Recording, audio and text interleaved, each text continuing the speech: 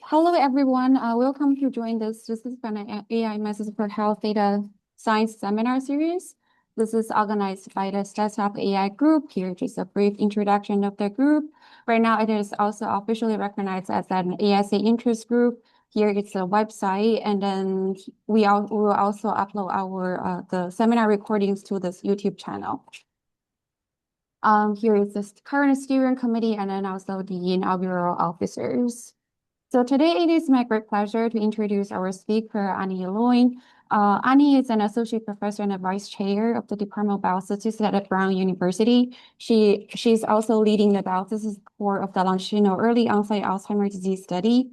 Annie's research focuses on statistical methods for analyzing brain imaging data, including matrix decomposition methods, machine learning, analysis of longitudinal brain imaging data.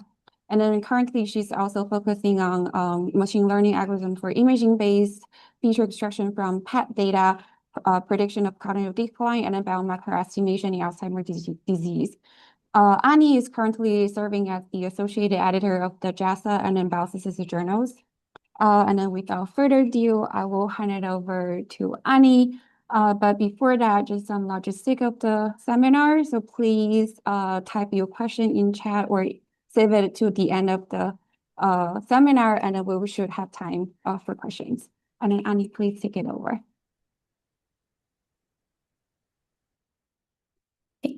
Are the slides up? Yeah. Okay. Great.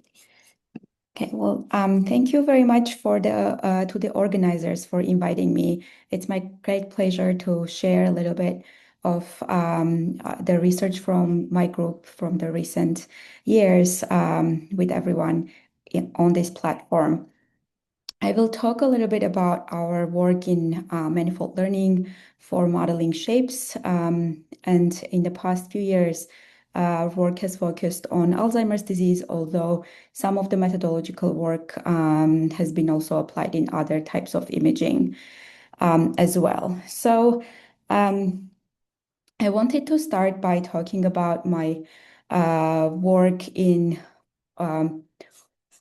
generally in terms of open access initiative data. So as statisticians working in imaging, it is important to consider studies where we have a lot of data for analysis if we are interested in looking at population level modeling.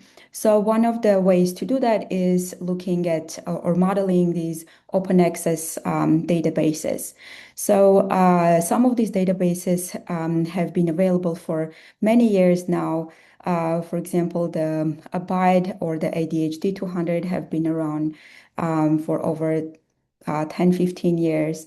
So the idea behind these data sets before these were available, most imaging studies would be kind of small data collected in a lab.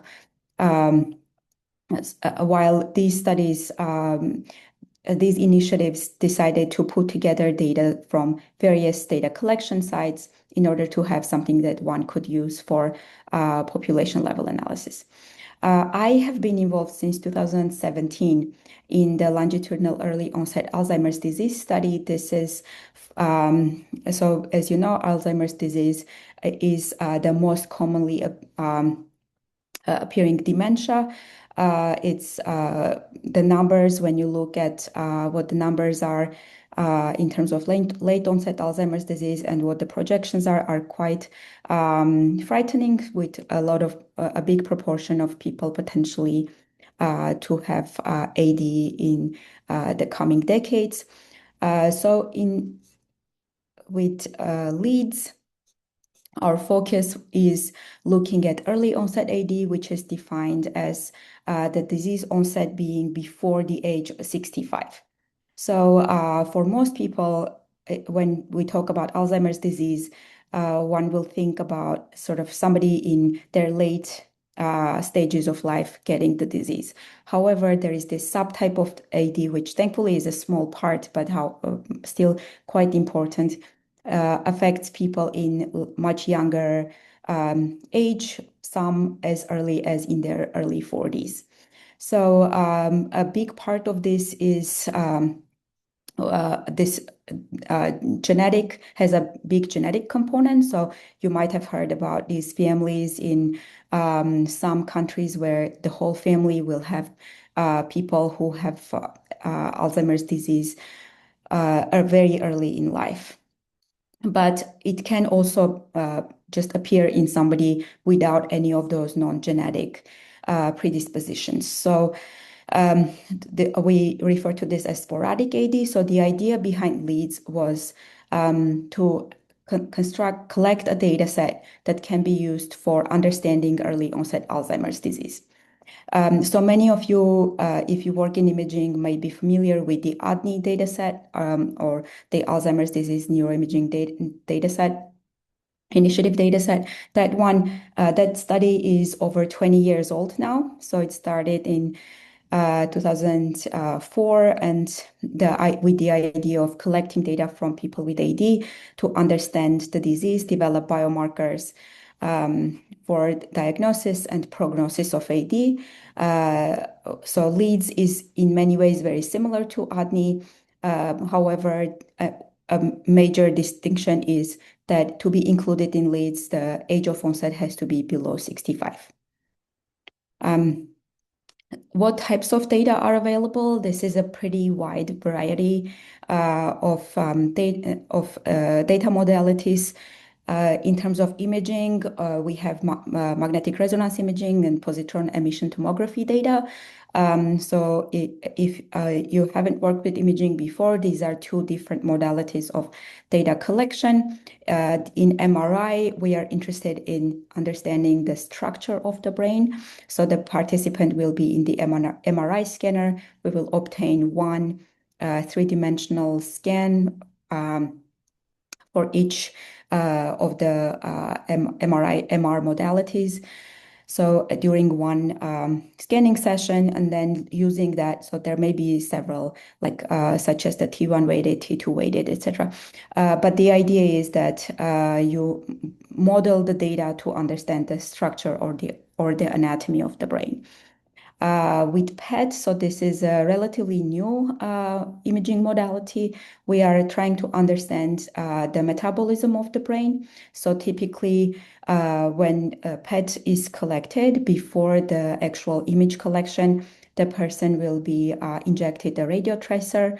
Depending on the tracer, a different type of question is looked at when the PET data is collected. So in LEADS, we have, for example, amyloid PET imaging. So here we are trying to understand whether the person has amyloid plaques by using the resulting images. So this is there are different ways of collecting PET data. There is dynamic PET imaging and static PET imaging.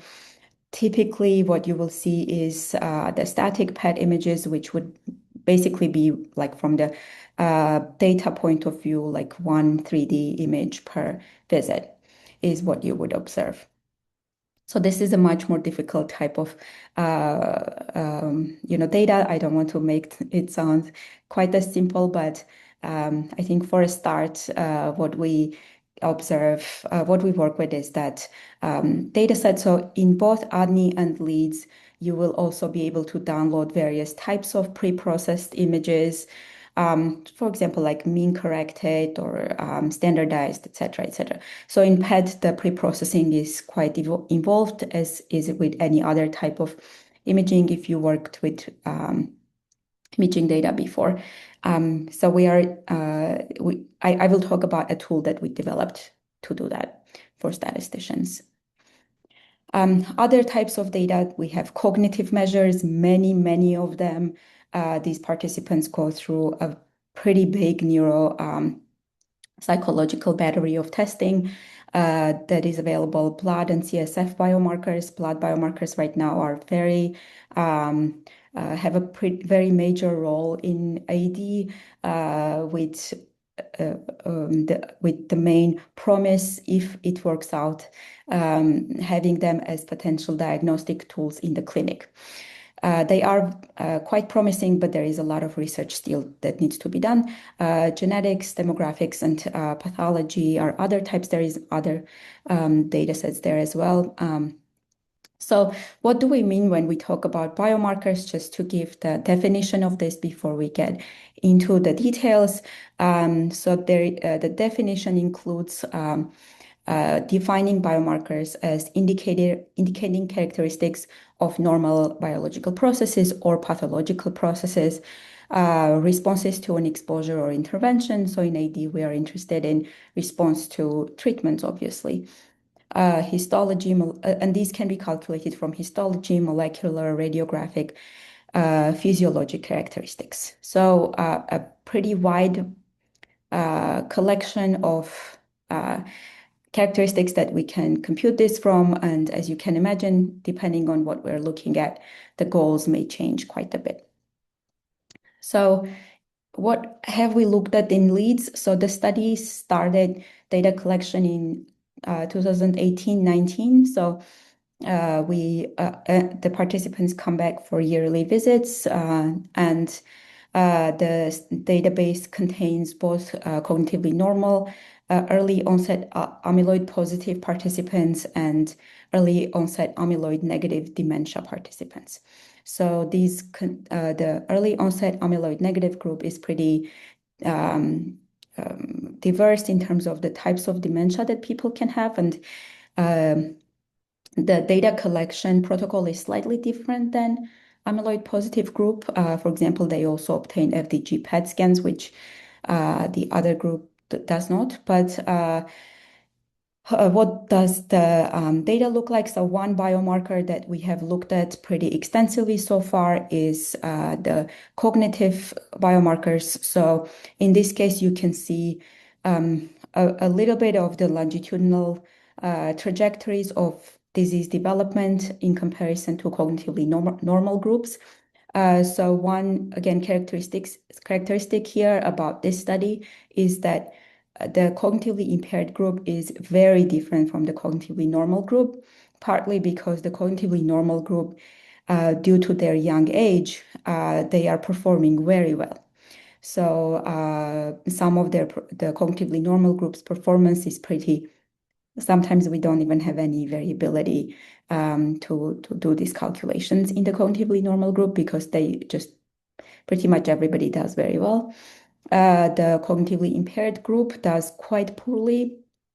So even in this young age, they perform quite poorly. So I don't have those results here, but we also published on comparisons with late onset AD.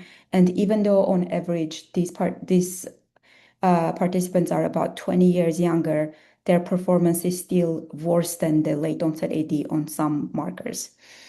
So a lot of this research is already published using the available data, and the study is ongoing, still collecting data at this stage. So if you are a researcher and you are interested in looking at this data, even though the plan is to make this like publicly available in this sort of similar format to the ADNI, that is not fully available yet. So researchers interested in the data would need to apply for the data. There is a website for data sharing that we have for submitting those applications, and the data will be the application will be approved and the data will be shared if the goal of the study is different from the main hypothesis of leads and under some other conditions. So those are listed in the data sharing platform. So if you're interested in looking at that, I'm happy to provide further information about that as well.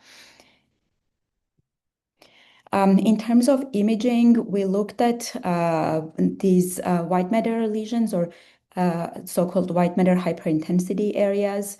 So these white matter hyperintensities are these kind of regions that we see on MR images. So as I said, the MR images are used to visualize structural changes in the brain. We know that these structural changes happen just as a part of normal aging. So white matter hyperintensities can occur as part of normal aging. they are also the white matter hyperintensity volume is associated with cardiovascular disease and so people with that disease may have a higher burden of white matter lesions. And there are some studies that showed that white matter hyperintensity burden is associated with late onset AD. In early onset AD, we used the data to look at white matter volumes, and we saw that the white matter volumes are significantly higher pretty much across the whole brain in people who have early onset AD. And no such pattern is visible in early onset non-AD dementia, while in a couple of regions, they have more elevated white matter hyperintensity volumes. It is by no means so striking a difference as what we are seeing in early onset AD. We also showed that there is an association between white matter hyperintensity volume and cognitive measures, where the worse the cognitive measure, the higher the white matter hyperintensity volume. These plots show this result on three global cognitive measures, MMSE, CDR sum of boxes, and MoCA, where for MMSE and MoCA, the lower values correspond to worse performance. For CDR, the higher is worse. We did not find much of an association between white matter hyperintensities and amyloid burden, but we found that in the EOAD group, higher white matter hyperintensities were associated with higher tau accumulation. So this findings gave us some interesting ideas for further research in this area. We are also looking at the longitudinal trends in white matter hyperintensities with the goal of eventually also comparing with late onset AD as well. So in terms of the structure, another structural change that we showed that is happening in the brain of people with AD is atrophy. So people with dementia, it is known that people with dementia have higher atrophy rates, especially in some regions of the brain with very significant differences. Working with the MRI core in Leeds, we found what we call the EOAD signature region, which includes several subregions that is associated with early onset AD specifically. So then what this means is that it is important to have a good representation of the shapes of these regions of interest in order to be able to perform more precise statistical inference if we are going to talk about sort of differences between groups, or especially if we are going to compare trajectories of region development.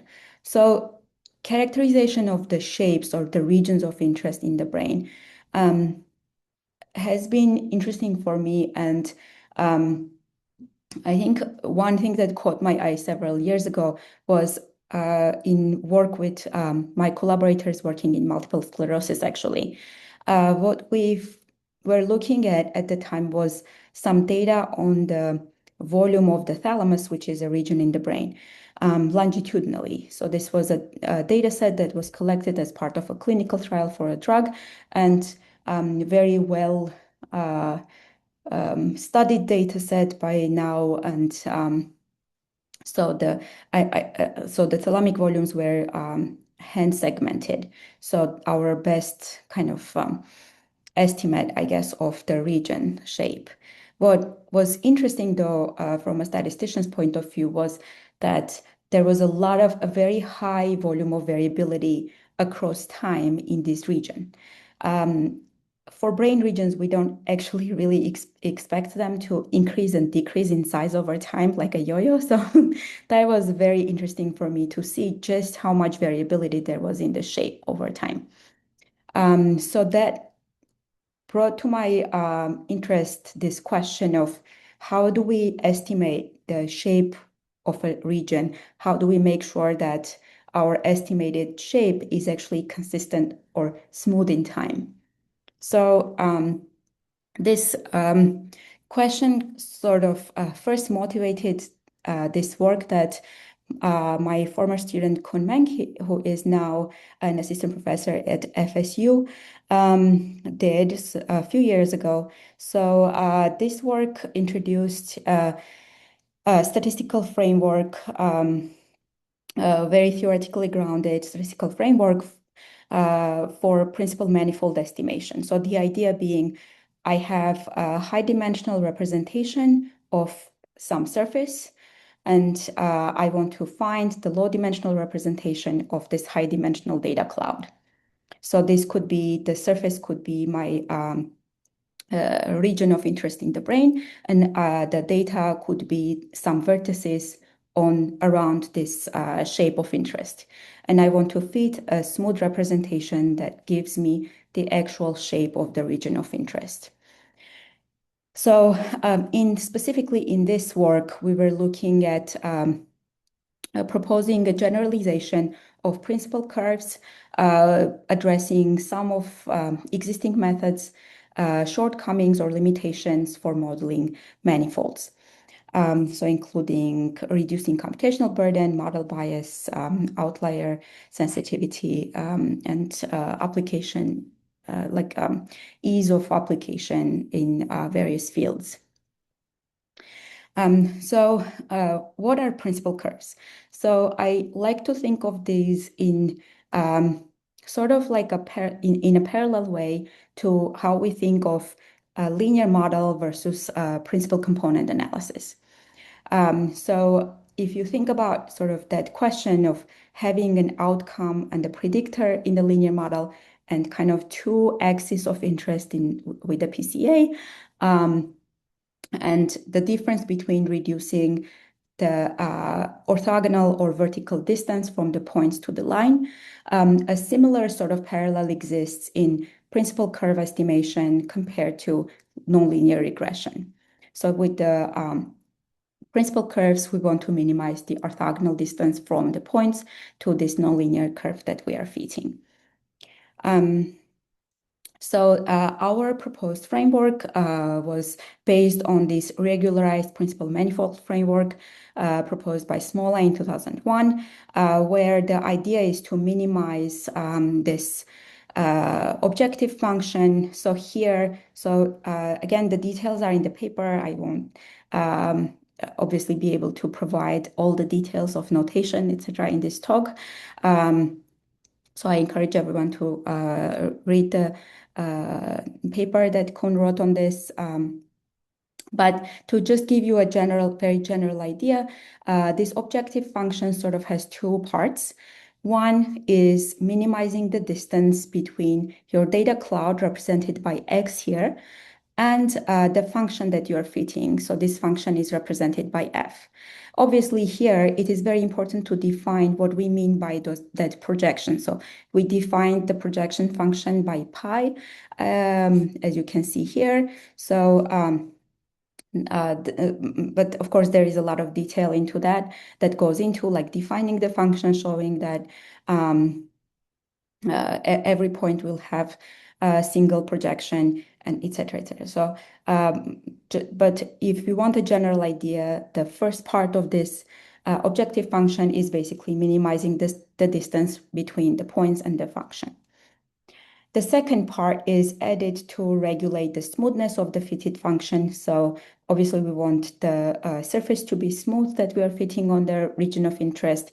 And so that lambda, which is our complexity parameter, will ensure the smoothness or the roughness, if depending on the value that we assign to the lambda. So it's a tuning parameter in some way. Generally, the algorithm proceeds in 3 steps. In the first step, we do this data reduction by fitting high dimensional mixture density estimation procedure, basically to reduce the dimension of the point. So this avoids potential effects of outliers as well as helps with computational burden while representing the full shape of the structure. In the second step, we do this fitting. This is done by fitting a function that has a spline form. So we basically pick several values of the complexity parameter, and then we fit the function for each of those values to the to the data points that we selected in the previous step. So the spline function here has an analytical form, and so it has that advantage. And lastly, we pick or we choose the complexity parameter lambda by going back to our original data cloud and finding the value of the lambda that actually minimizes the mean squared error for the original data. So, okay, so this is a very brief, very general overview. I again invite everyone to look at the paper for the details. For showing how this algorithm works, we looked at the CT scans of lung tumors.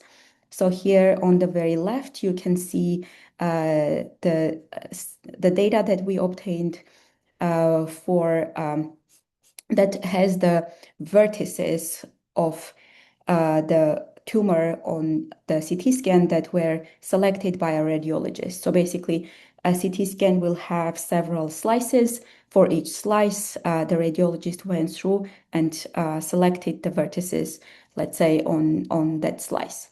So obviously, the resulting tumor is not smooth because the slices are thick and there are issues with the selection of the points between the different slices. And so the idea behind this algorithm is to fit a smooth surface through these data points.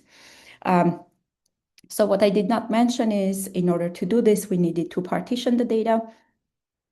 So you can perhaps see some of the holes in the second column that are resulting from this kind of partitioning and gluing back algorithm that was implemented for this data. And another advantage of this algorithm is that it basically provides a way to obtain these interior points in the tumor. So these are represented in the last column. So again, this was used to extract this tumor, but the same idea can be used to model any region of interest.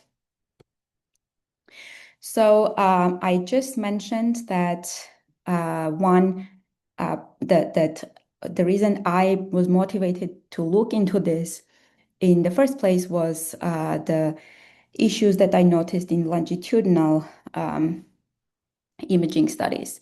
So here is that second question here. So now in Leeds and in ADNI, so the data set that we modeled for this paper with my current PhD student, Rob Zielinski, is from the ADNI data set. So we looked at the MRI scans available from the ADNI data set and particularly focused on two different regions in the brain, the hippocampus and the thalamus. So these are two regions that have been shown to have some differences between cognitively normal and AD groups. So these are regions that often are considered in AD research.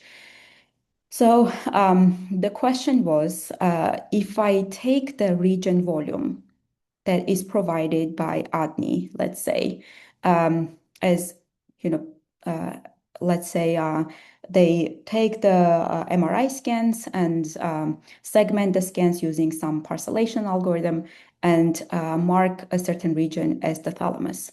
Then, is there variability in the thalamic volume over time?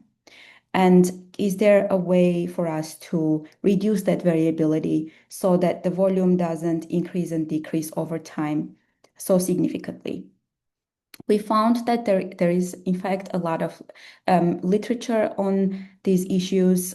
Some of this variability that we are observing in time is related to segmentation algorithms. So most segmentation algorithms are applied cross-sectionally. So for each visit, they take the MRI scan and apply the segmentation algorithm. So then that cannot ensure that, for example, the region doesn't like increase significantly for each additional time point, which we would not really expect to happen.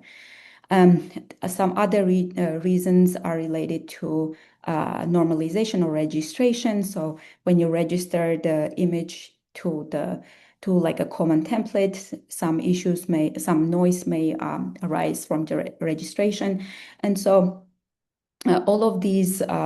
So both of these examples that I noted have really nothing to do with the person's brain size. They have to do with our pre-processing procedures that were selected to prepare the data for analysis. So there are many other reasons that are reported in the literature, and we found that in ADNI too, there is quite a bit of variability of region volume in time that would not quite be expected from yearly, or even some scans are 6 months apart, scans like this. So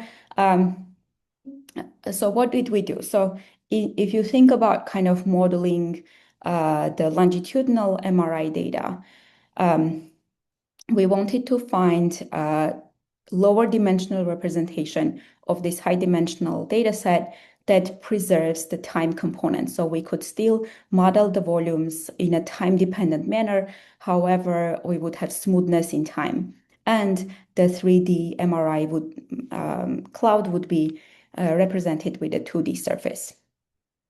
So one way to kind of show this in a simulation is as follows. So you can imagine that we have that same kind of sine curve type data generation process, and then we introduce this third dimension, which is time, and then we do a shift basically in either direction by introducing this potential noise.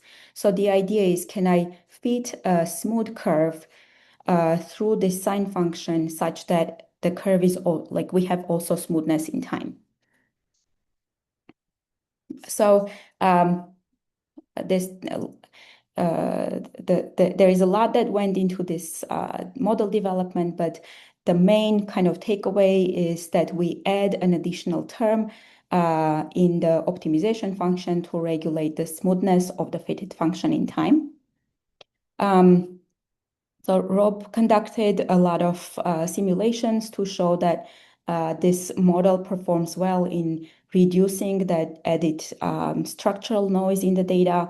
And he also applied this method to over 800 participants in ADNI, modeling their longitudinal data, and estimated the structure of the left and right hippocampi and the thalamus, both left and the right. And he showed that when doing that, so this table here basically shows the average of the standard deviations estimated by these three different algorithms: LPME, PME, and principal surfaces, and showed that with the LPME, we're able to obtain less variability in time compared to the other methods for all of these different regions. Okay, so I mentioned that in both of these studies, we also have positron emission tomography data. This is a very important data modality as, for example, the amyloid PET scans are now considered the main diagnostic criteria for AD. If you look at the current kind of diagnostic criteria. So here in this image, you see two example data sets. So above is an amyloid scan and below is a tau PET scan. So these are, again, different data modalities to understand amyloid plaque accumulation and tau protein accumulation in the brain. So in these examples,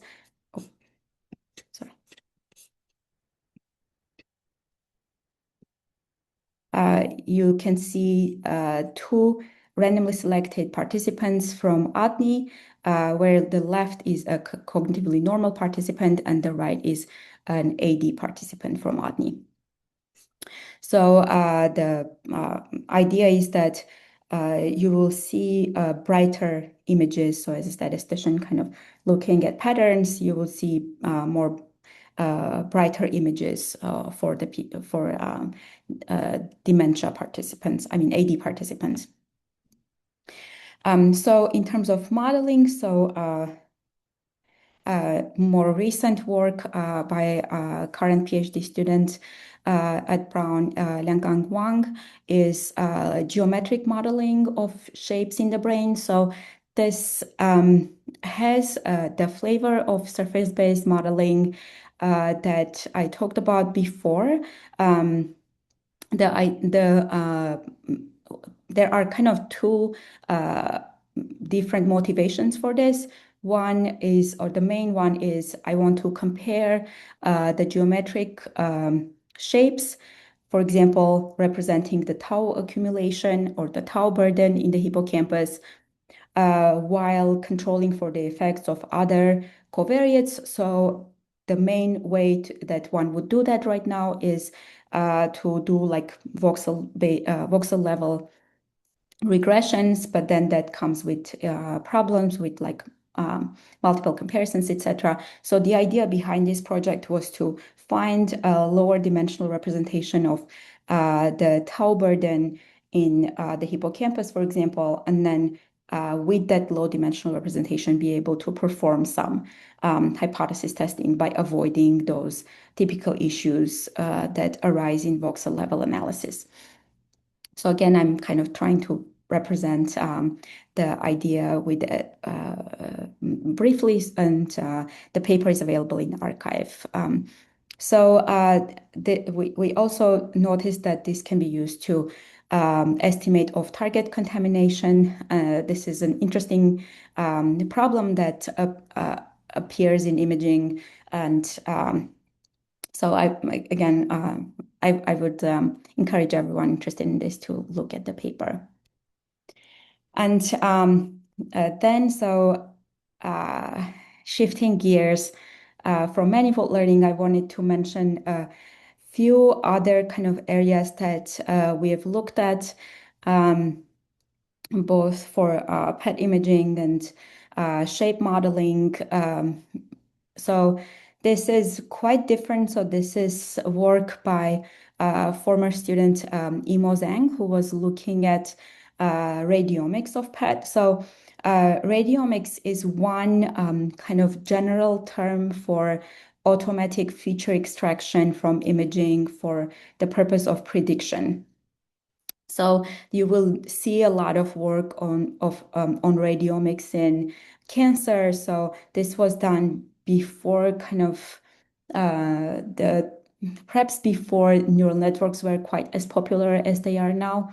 And the idea was that you take the image, for example, you take that tumor that we talked about before, and then you calculate many features of the tumor.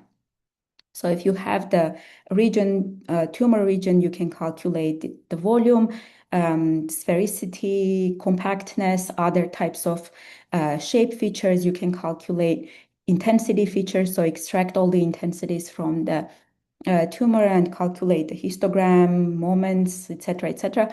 Many features that are based on the intensities.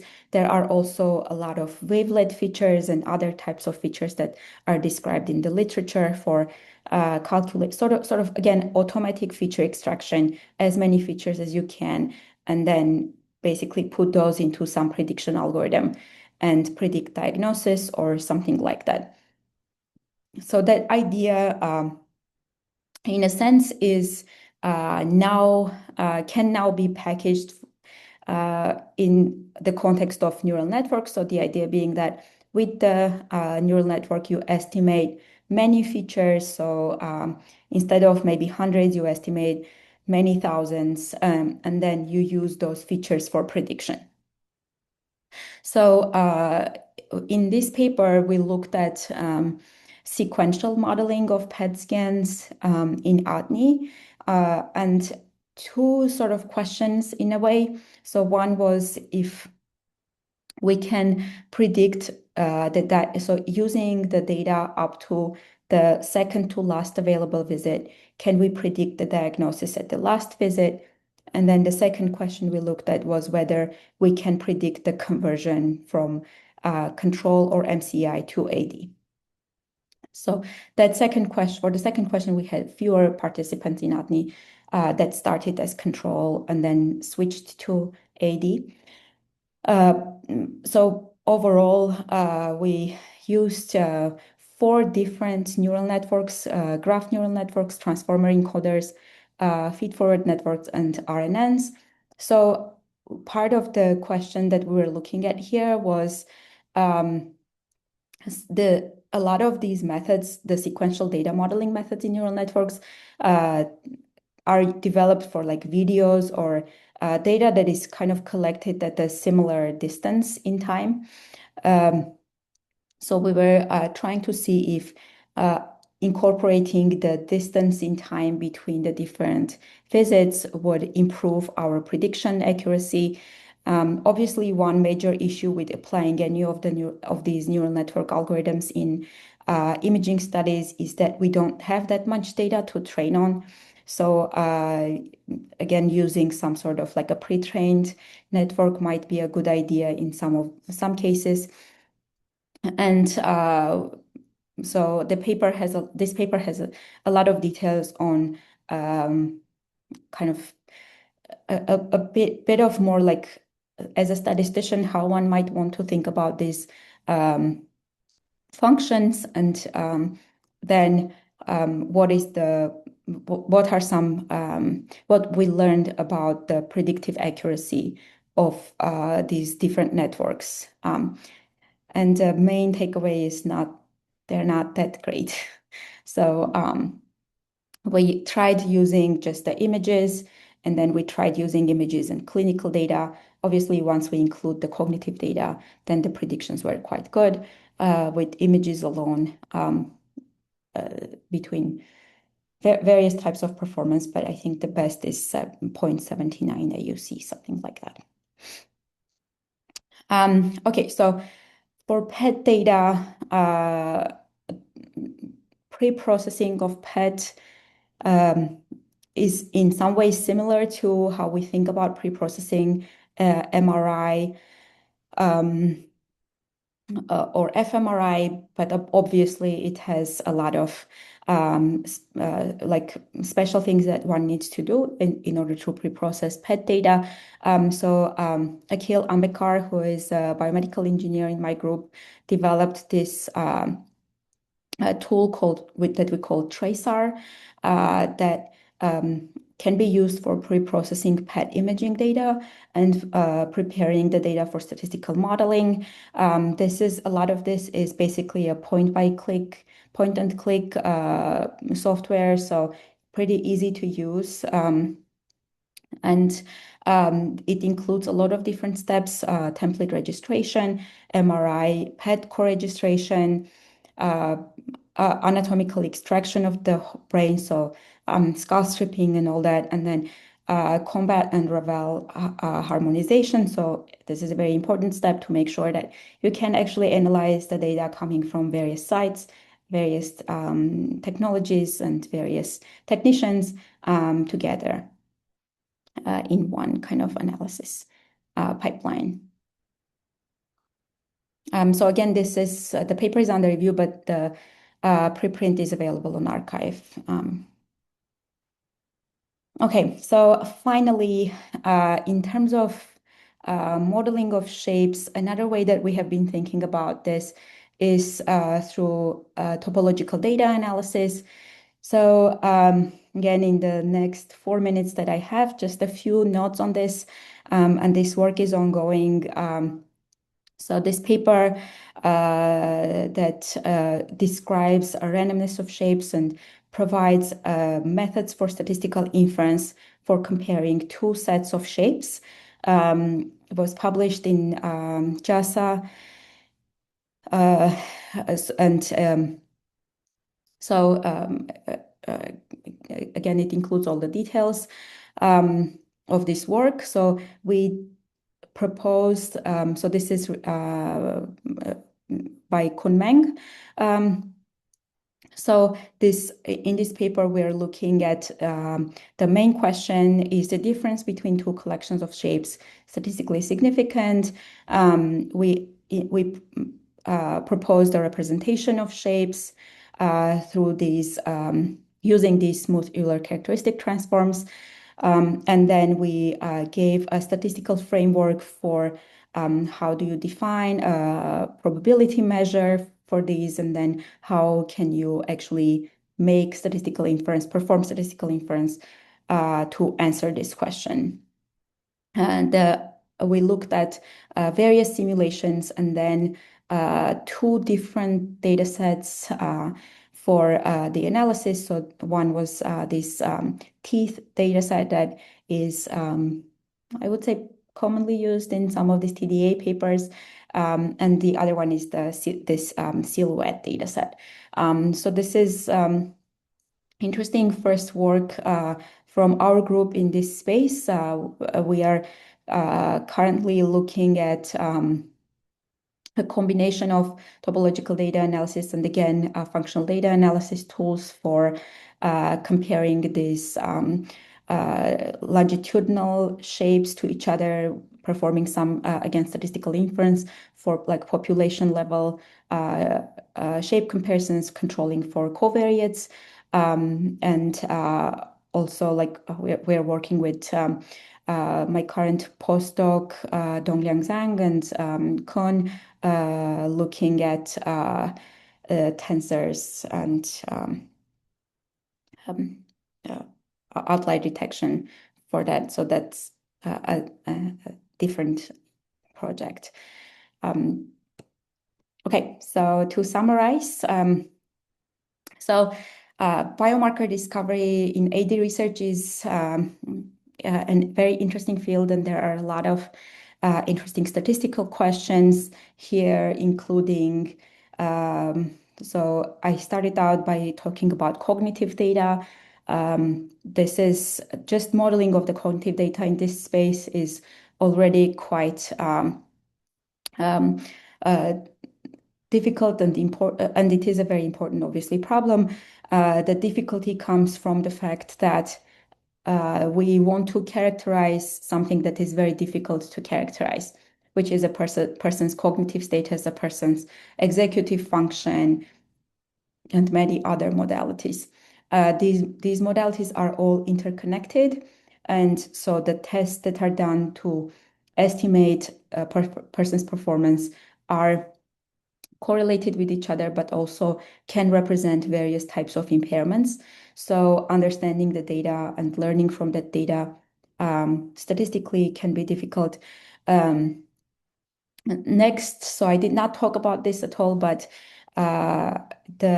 in recent years, the FDA approved amyloid reducing therapies for Alzheimer's disease.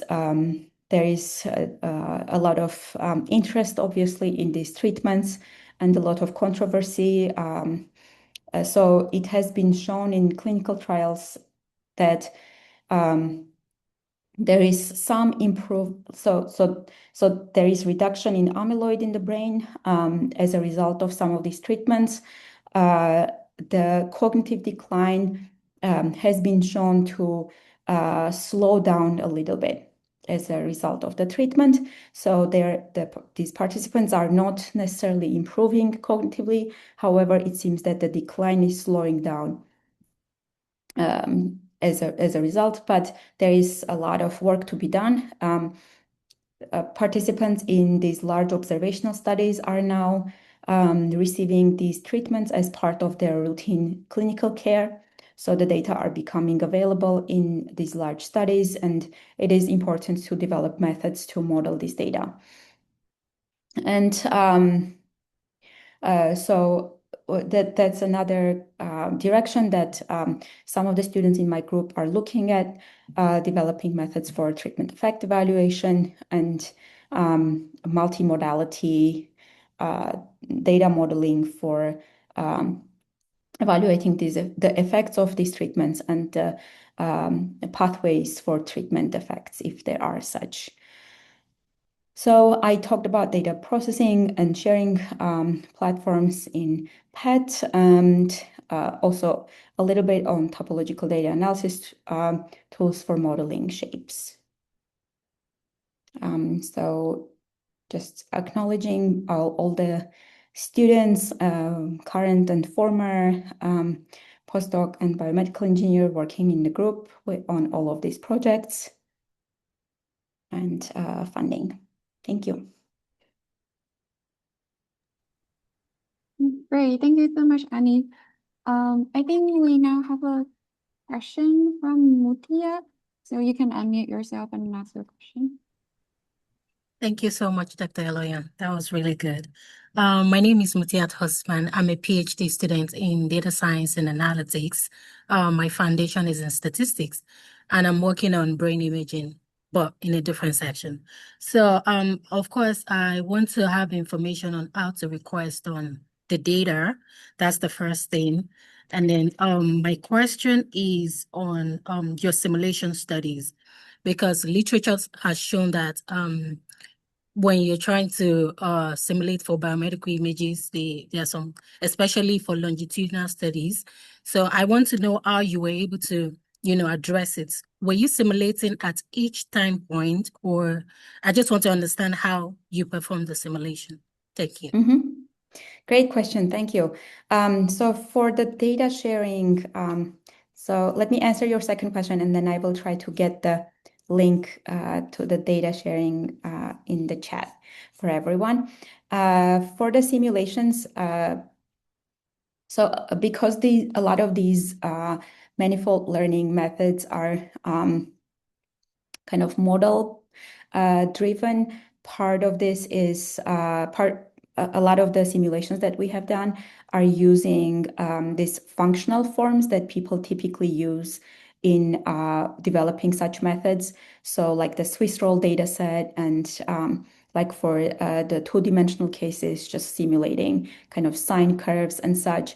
So etc. So for each setting, depending on the overall dimension of the data and the dimension of the lower dimensional representation, we provide the actual functional forms that we used to simulate the data.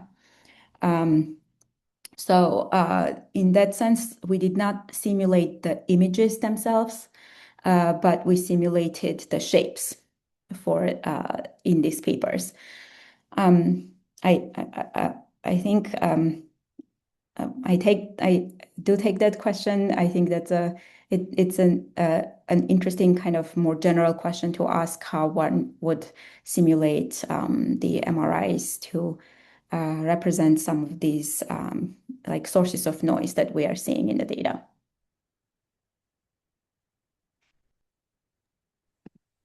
I think right now we are open question to the audience, and then Pan, do you have a question? Yeah, hi Annie. Very nice presentation. I just have a very quick question about your first project using the manifold regularized method. So yeah, I mean, I kind of like followed how it is used for the tumor example that you presented. But if we are thinking we're thinking it's as a imaging, so what does that X exactly would look like? So if we say that's like the lobe or whatever region of interest. So does each data point is the white matter volume in the voxel that comprise this lobe, or how does that data look like exactly? If it's applied to the imaging. I know the JSSP paper is not really doing this application maybe. So the data point, so in the GRSSB paper with the CT scans, those were the vertices on the surface that were selected by the radiologist. So so if you think of the surface, so I can maybe get back to that.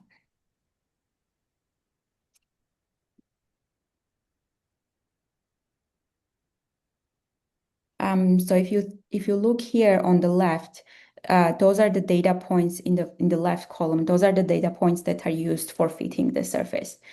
Right. So these would be the points on the tumor surface. So if I want to extract the tumor, so this data set is the non-small cell lung data set that we downloaded from TCIA. The TCIA had this said that everything is, hand extracted, etc., and the tumor surface is given in these files. The format is rstruct. Okay, so we downloaded the data from the rstruct file, and it was a collection of vertices. So now I want to calculate the volume. How do I extract the actual tumor interior from the collection of vertices was the question. Okay, so there, you can typically what you would do is you would just linearly attach the vertices. So like linear interpolation, and then you get the tumor. This provides with a smooth surface and the extraction of the interior points as a result. I see. So for the if we apply to imaging, so we are just consider the region as like just take the vertices as the surface of the region and just and try to use that to estimate the volume within the region, right? Yep. Oh, I see. Okay, cool. Thank you. Exactly. Yeah. Could I ask a That makes- question? Yes, Hongtu.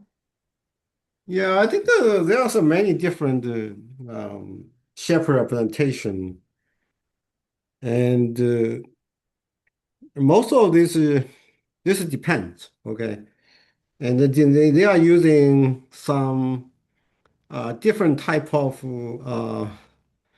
boundary features, and it could be first order, second order, whether even some other deep basically share features. I know what you try to present here, but what's the advantage of you for your share implementation? So, yes, there are many different ways to think about shape representation. For I think when we were especially looking at the topological data analysis side of this, there is a lot of various ways of representing the shapes, going from sort of the landmark based, and then all sorts of different ways of thinking about this. For manifold learning, again, a lot of different ways that people think about it.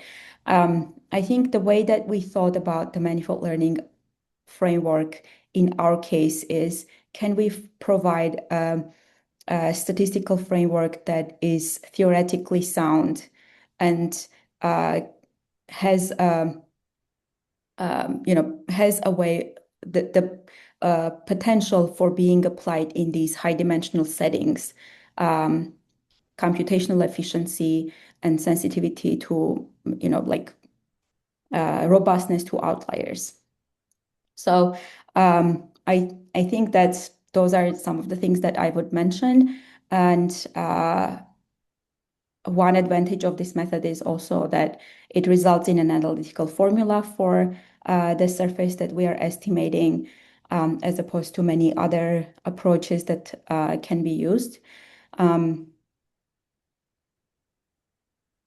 So those would be a few, but I think, again, if there is another one, then I think the question is, how do we compare? Yeah, that's because there's a lot of different shape representation, like sphere harmonics or other things. To me is what's the advantage? Because for all these different shape methods, like sphere harmonics, is also straightforward because people have been using in computer vision for years.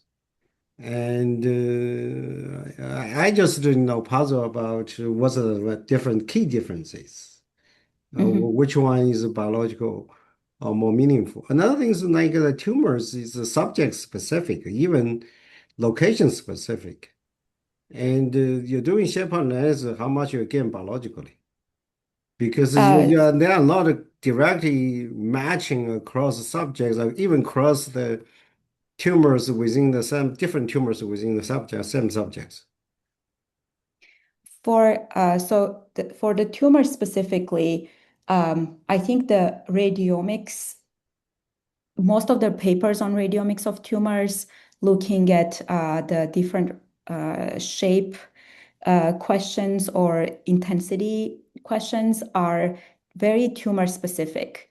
So that you extract a bunch of features from the tumors, but it's very tumor specific.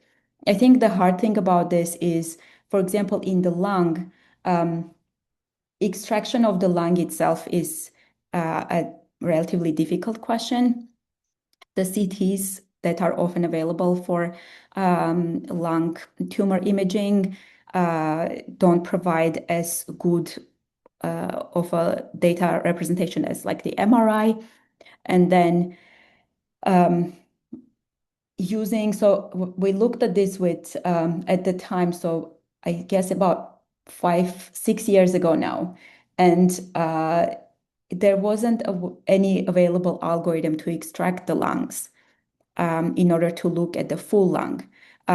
We looked at using CNNs to model like a region around the tumor to have a little bit more of a representation than just looking at the tumor itself. And that worked better than just looking at the tumor. But I think actually during COVID, people developed some methods for extracting the lungs. So that would be an interesting follow-up to do on this work. I think for the more registration type problems, looking at the brain, there we can do some population level analysis. So the paper that we have on longitudinal modeling is still subject specific. So we're modeling the available regions for one subject at a time. But in a follow-up paper, we are looking at hierarchical models to model the trajectories between subjects. So between like groups of subjects and associations with features of interest. So I think that's another perhaps positive thing about this method, that we can develop statistical methods for like inference by expanding on some of these characteristics and be able to perform like, what we know from like the statistics side on to address these problems that people are looking at. Okay, thank you. Mm-hmm. Thank Thanks. you, Annie. I think there are 3 questions in the chat, so if you still have time, so we can quickly address those. The first question is from Picado. Is it possible to take a neighboring information in the model setting? Nearby voxels may carry similar information. That's the first question. So that's a great question. So we incorporated spatial information within the simulations to see what effect that will have on the longitudinal modeling. So the current models don't have that as part of the model, but it could be interesting to take into account. And then the second question is from Javier.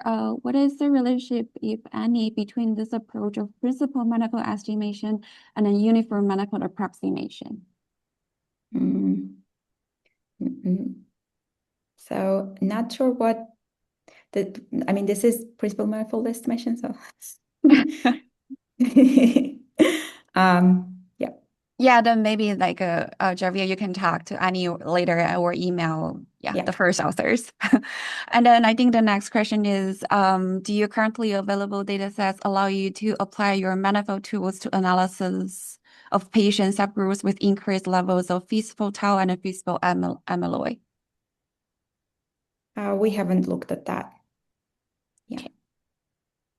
All right, I think we already passed 2, so maybe just to give you a quick preview of our next seminar. So since we already got to the point of Alzheimer's disease, so coming back from New Year, so we will have our next seminar speakers, Dr. Andrew Saking. He is the director of the Center for Neuroimaging at the Indiana Alzheimer's Disease Research Center at IADRC.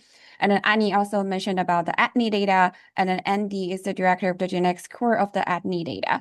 So please join us next time as well. And then thank you so much, Annie. A really great talk. And then thank you all for joining us for today's seminar.